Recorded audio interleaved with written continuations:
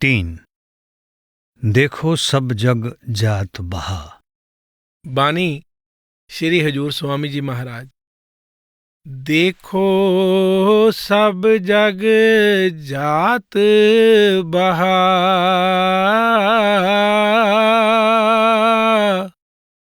देखो सब जग जात बहा,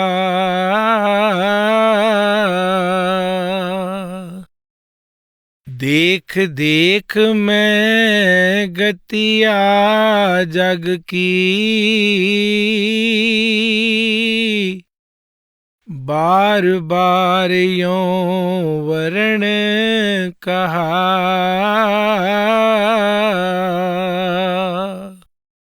चारों जुग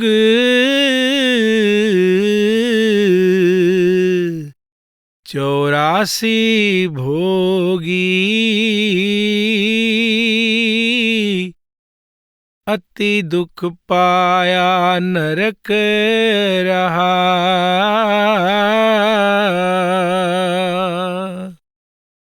जन्म जन्म दुख पावत बीते, एक छिन कहीं ना चैन लहा।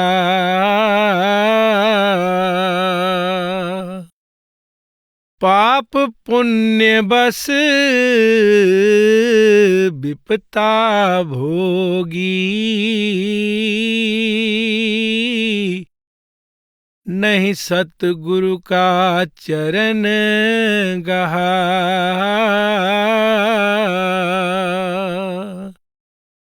अब यह देह मिली कृपा से, करो भक्ति जो कर्म दहा।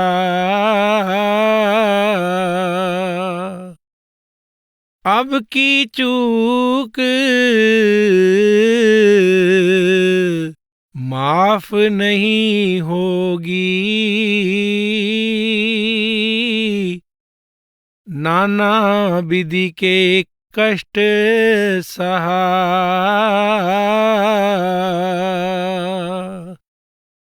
गफलत छोड़ भुलाओ जग को,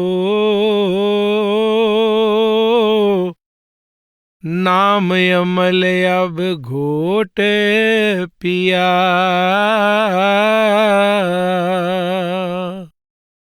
मन से डरो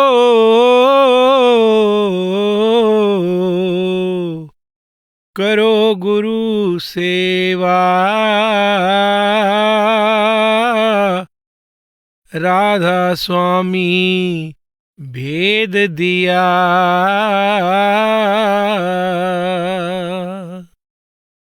हुजूर स्वामी जी सारी दुनिया की तरफ नजर डालकर इसकी दर्दनाक हालत बयान करते हैं कि किस तरह हम उस परमात्मा को भूलकर इंद्रियों के भोगों के नशे में अपने विनाश की ओर तेजी से बढ़ रहे हैं। मालिक के बारे में कुछ सोचता ही नहीं और ना ही उसकी भक्ति करने का प्रयत्न करता है। हम सब इंद्रियों के भोगों में लीन हैं, भोगों की चमक दमक और मौज मस्ती में। कई तो यहां तक कहते हैं, ए जग मिठा अगला किंडिठा। कौन दावे से जानता है कि आगे क्या होगा या इसके बाद और भी कुछ है। इस भ्रम से कि हमें परलोक में सुख मिलेगा, हम अपने आप को इस संसार में सुख भोगने से क्यों वंचित रखें। मनुष्य इंद्रिय भोगों का इतना गुलाम हो चुका है कि अपनी अटल मृत्यु को भी भूल गया है। उसे ये ख्याल ही नहीं आता कि उसे भी एक दिन मरना है। वो अपने आसपास मृत्यु और दुख देखता है, लेकिन ये देखते हुए भी इसी भ्रांति या कल्पना में रहता है कि मृत्यु औरों के लिए है, उसके लिए नहीं। क्या यह हैरानी की बात नहीं है कि हम अपने साथियों संबंधियों की मृत्यु होती देखते हैं, उन्हें शमशान भूमि ले जाते हैं, लेकिन अपने अंत के बारे में कभी नहीं सोचते। स्वामी जी हमें इस गफलत की नींद से जगाने की कोशिश करते हैं। वे प्यार से कहते हैं, भाई हर एक को मरना है और एक दिन आएगा जब हमारे दोस्त मित्र और रिश्तेदार इसी प्रकार हमें भी शमशान भूमि ले जाएंगे।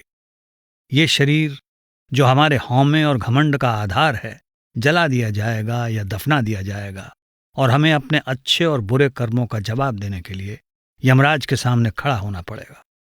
हमें दोबारा ऐसे शरीर में जन्म लेना पड़ेगा जिसमें हम अपने कर्मों का भुगतान अच्छी तरह कर सकें और साथ ही अधूरी इच्छाओं को पूरा कर सकें। हमारे रिश्तेदार और दोस्त, धन और यश तब हमारे किसी काम के नहीं होंगे जब हमें यमराज के सामने पेश होकर अपने कर्मों का हिसाब देना पड़ेगा। ये सांसारिक वस्तुएं सब यहीं रह जाती हैं। तब केवल परमात्मा के लिए हमारा प्यार और सेवा भाव हमारी मदद करेंगे। स्वामी जी इशारा करते हैं कि हमारी आत्मा दिव्य ज्योति की एक किरण है, परंतु मन का साथ लेने के कारण वो परमात्मा को भूल चुकी है। आत्मा और मन की गांठ बंधी हुई है, इसलिए आत्मा भी मन की इच्छाओं, लालसाओं और उनके प्रभाव में किए गए कर्मों की गुलाम है। आत्मा अपने असल को भूल गई है और माया के जाल में फंस गई है। ये मन की जंजीर में जकड़ी हुई है और इसे मन की लालसाओं और कर्मों के फल भुगतने के लिए बार बार जन्म लेना पड़ता है। इस तरह आत्मा अलग अलग योनियों में शरीर धारण करके युगों से ये दुख सह रही है। ये इसलिए कि हम परमात्मा और अपने असली स्वरूप को भूल गए हैं। अगर हमने नाम की भक्ति, श्रद्धा और निष्ठा से की होती तो हमें इस दुख भरे संसार में फिर से जन्म नहीं लेना पड़ता। हमने मालिक को भुला दिया, इसलिए यहां दुख सह रहे हैं। इस जेलखाने में दुख के सिवाय कुछ नहीं है। दुनियावी सुख केवल एक भ्रम है, क्योंकि जो सुख प्रतीत होता है वो क्षणभंगुर है और अपने साथ दुख लेकर आता है। संसार में हमारा जन्म कहीं भी हो, किसी भी स्थिति में हो, कहीं सुख नहीं। यहां हर जगह केवल दुख और तकलीफें ही हैं। जरा चारों ओर नजर फेर कर देखो, इस संसार में कौन सुखी है? घोड़े को तेज चलाने के लिए कितने चाबुक मारे जाते हैं। ज्यादा काम करके बैल थका हारा गिरता है, लेकिन अंकुश से बेंध कर जबरदस्ती फिर काम पर लगा दिया जाता है। और बकरियां, गायें और मुर्गियां हमारे पेट की खातिर कितनी बेरहमी से ज़िबह की जाती हैं। क्या हमने कभी सोचा है कि यदि हम उनकी जगह हों और हमें इस तरह का दुख सहना पड़े तो हमें कैसा लगेगा? हमें ये नहीं भूलना चाहिए कि कर्मों का विधान बड़ा अटल है और हम जैसे बीज बोते हैं वैसी ही फसल भी काटेंगे। जिनका कत्ल हम इस समय करते हैं, एक दिन वे भी हमारा कत्ल करेंगे। अब मनुष्य की जिंदगी का अंदाजा लगाएं।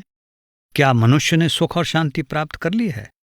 मनुष्य जामे की महिमा नर नारायणी देह जैसे शब्दों से की गई है, अर्थात वो जामा जिसमें आत्मा परमात्मा को प्राप्त कर सकती है, जो सृष्टि का सिरताज है। लेकिन यहां भी हमें केवल दुख और मुसीबतें ही मिलती हैं। गरीबी, बीमारी, अभाव और असफलताओं जैसी समस्याएं मनुष्य के भाग्य में आ जाती हैं और उसे दुख और चिंता से ग्रस्त कर देती हैं। बेरोजगारी, विधवापन, हत्याएं, दंगे और युद्ध मनुष्य का जीवन बर्बाद कर देते हैं। इन विपत्तियों की सूची का कोई अंत नहीं है।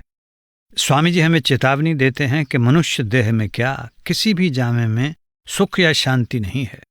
परमात्मा की प्राप्ति और प्रेम पूर्वक उसकी भक्ति करने के अलावा कहीं सुख नहीं है। अच्छे और बुरे कर्मों के नतीजे के कारण आत्मा जन्म मरण के चक्कर में फंसी हुई है। ये संसार अच्छे और बुरे, पाप और पुण्य का मिश्रण है। पाप का फल दुख और पुण्य का फल सुख है। केवल पाप आत्मा को नरक में पहुंचा देते हैं और केवल पुण्य हमें स्वर्ग में ले जाते हैं। पाप और पुण्य के मिश्रण के फलस्वरूप हमें मनुष्य जन्म मिलता है। पाप और पुण्य का मिश्रण होना दुख और सुख का मिश्रण ही है। पुण्य कुछ सुख लाता है, परंतु ये किसी को सदा के लिए मुक्ति प्राप्त करने के योग्य नहीं बनाता। अगर कोई भी संयम, भक्तिपूर्वक धर्म ग्रंथों का पाठ या परोपकार करने के फलस्वरूप राजा या धनवान बनकर हम दोबारा जन्म ले भी लें, तो भी इससे मुक्ति नहीं है। फिर भी हम जेलखाने में ही हैं और एक क्लास कैदी कहलाते हैं। अपने पुण्य कर्मों के फल का सुख प्राप्त करने के लिए राजा या धनवान के रूप में किए गए कर्मों के फल को भुगतने के लिए फिर से जन्म लेना पड़ता है और यह सिलसिला अनंत काल तक चलता रहता है। मुक्ति पाने का एकमात्र तरीका यही है कि हम ऐसे संतों की शरण में जाएं जिन्होंने परमात्मा से एकाकार कर लिया हो। उनकी कृपा और दया मेहर के पात्र बने, उनसे नाम का भेद लें और उनके उपदेश का पालन करके नाम का अभ्यास करें। सच्ची भक्ति तो नाम को प्राप्त कर लेने में ही है। केवल मनुष्य जन्म में ही भक्ति करके नाम प्राप्त करना संभव है। मनुष्य जन्म 84 लाख योनियों के बाद मालिक की अति दया, मेहर और बख्शिश से मिलता है। यह हमें परमात्मा की कृपा से मिला है, ताकि इस मौके का लाभ उठाकर उसकी भक्ति करके मुक्त होकर संसार के सब दुखों से छुटकारा पालें। मनुष्य जीवन इस जेल खाने से निकलने का एकमात्र साधन है। स्वामी जी इशारा करते हैं कि हम सब, राजा और प्रजा, अमीर और गरीब, पुरुष, स्त्री और बालक, कर्मों की बेड़ियों में बंधे हुए हैं और हमें अपना हिसाब चुकता करना है।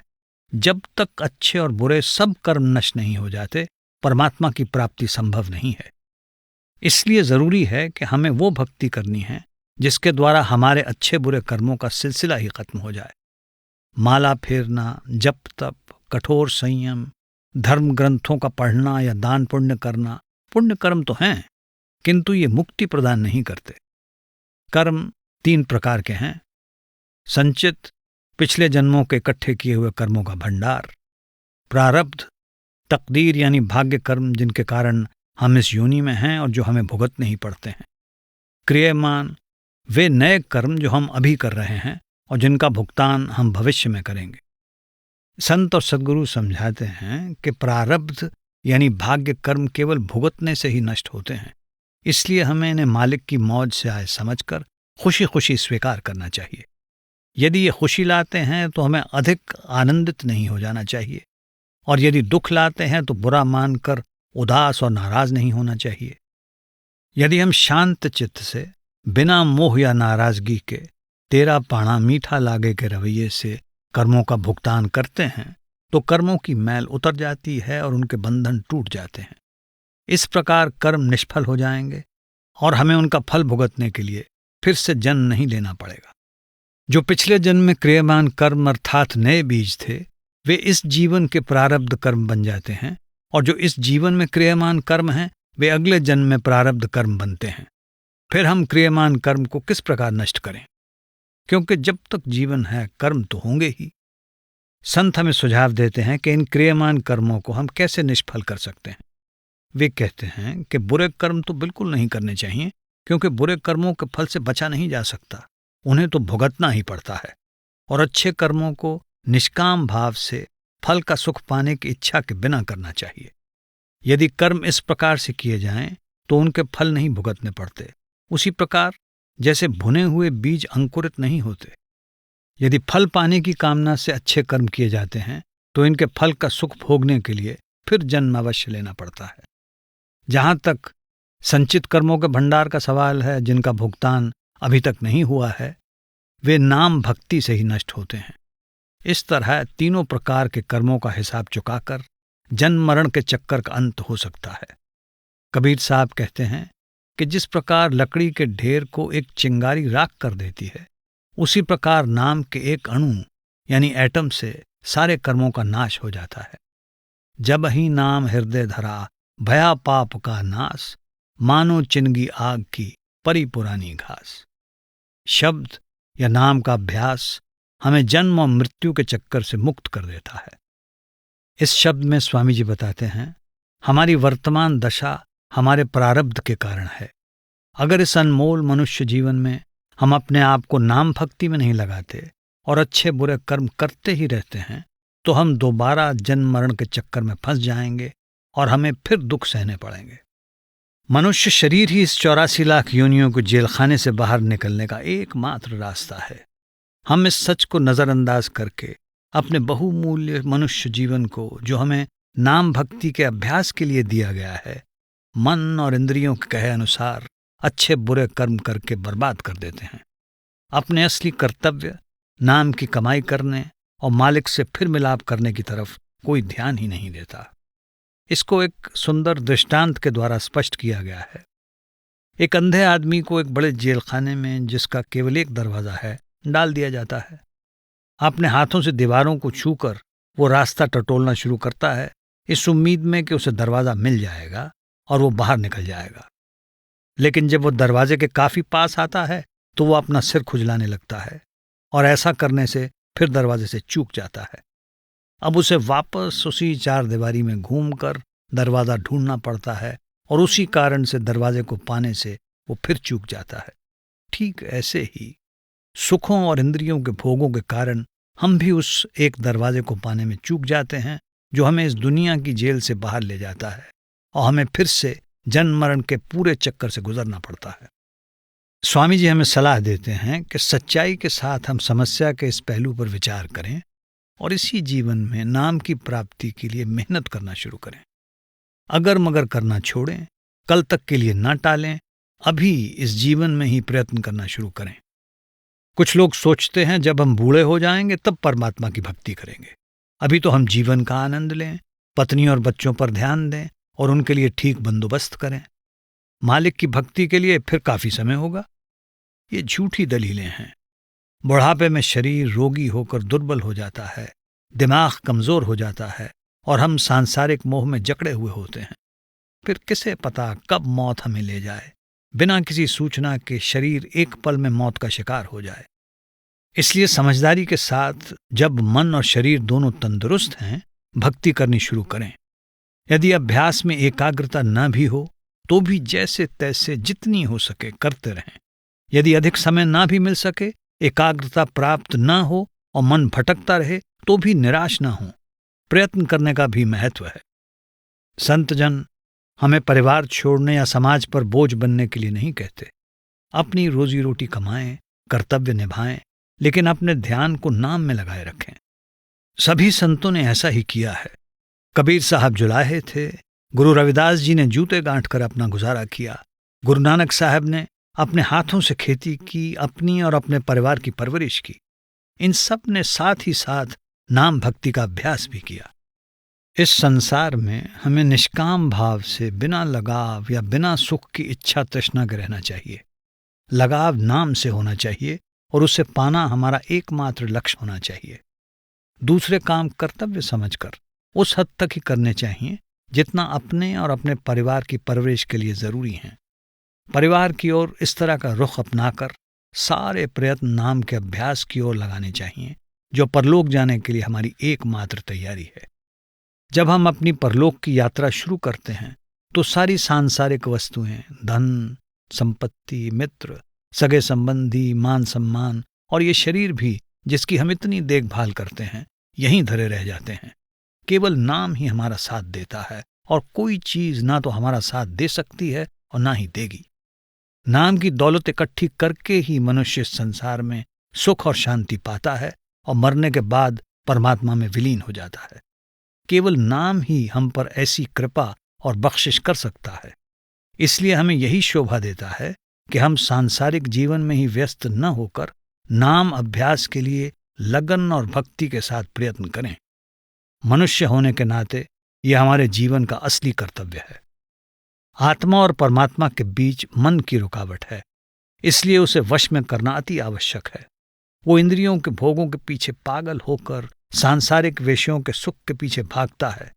मन की जंजीर से जकड़ी हुई आत्मा भी उसके साथ जन्म मरण के चक्र में से होती हुई बुरे कर्मों और लालसाओं का फल भुगत रही है। मन को वश में करके ही आत्मा ऊपर जाने के लिए आजाद होगी।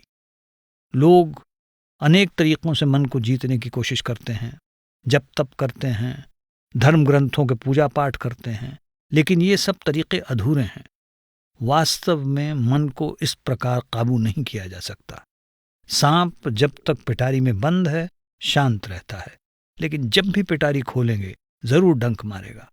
यदि उसकी जहर की थैली निकाल दें, वो नुकसान पहुंचाने के काबिल नहीं रहता।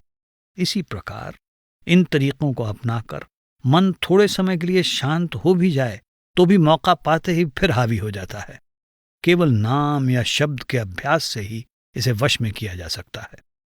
मन लज्जत का आशिक है, लेकिन दुनिया की कोई खुशी इसे हमेशा के लिए बांध नहीं सकती। ये एक लज्जत से दूसरी लज्जत की तरफ भागता है और थोड़ी देर में ही उनसे थक जाता है। जब इसे दुनिया के भोग विलास से कोई और ऊंचा या सच्चा सुख मिलता है तभी ये स्थिर होता है। इस तरह का अमृत और सुख केवल शब्द या नाम में ही मिल सकता है। जब मन को इस अमृत के परम आनंद का स्वाद मिलता है तो ये इंद्रियों के भोगों से विरक्त हो जाता है। तब इसका वापस अपने असली घर त्रिकुटी जाना संभव हो जाएगा। वहां ये अपना चंचल स्वभाव छोड़कर शब्द के परम आनंद में मग्न होकर स्थिर हो जाएगा। इस प्रकार आत्मा मन के पंजे से आजाद होकर परमात्मा तक पहुंचने के काबिल होकर उसमें विलीन हो जाएगी।